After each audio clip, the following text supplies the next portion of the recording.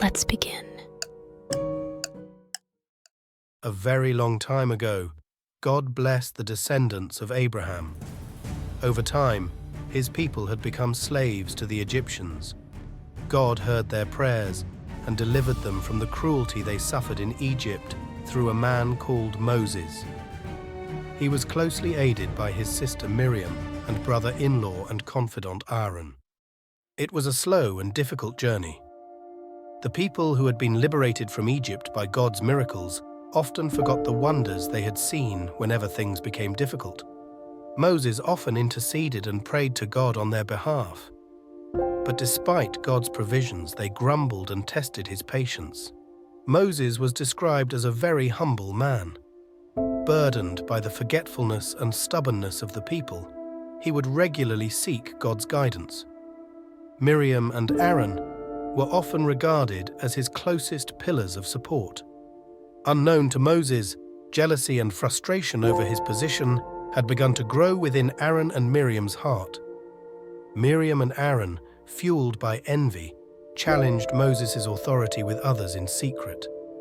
They questioned his marriage to a Cushite woman of Northeast African descent and challenged why they shouldn't also lead, as they had also received God's instruction in the past. God, aware of their hearts, summoned Moses, Miriam and Aaron to the tent of meeting. In a rebuke, he questioned their audacity to challenge Moses. He highlighted how to others he spoke to them through visions and dreams, yet Moses was the only prophet chosen to speak with God face to face. When they challenged Moses, they challenged God and his plan for all his people. God's anger flared, and his presence left the tent. A cloud lifted, and when Moses and Aaron got up to leave the tent, they looked at Miriam in horror. Her skin had turned pale and leprous. Leprosy was a highly contagious and feared disease that would leave the ill shunned by communities. This was the consequence of their rebellion and a painful reminder of God's authority. Stricken with grief, Aaron repented, turning to Moses for intercession. Moses, in turn, prayed to God for Miriam's healing. God instructed Moses to have Miriam wait outside the camp for 7 days. After this period, she returned to the people, healed. Despite God's punishment and subsequent mercy in healing Miriam, this would not be the last time one of the people challenged Moses. Scripture details how at different times people challenged Moses' ordained right to lead, and they were punished by the Lord. Despite the transgression told in this tale, Aaron would remain by Moses' side until his death.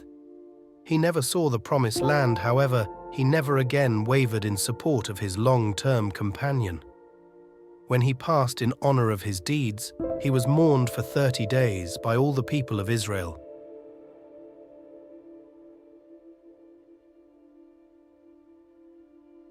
The tale of Miriam and Aaron teaches us that challenging God's chosen leaders invites divine rebuke.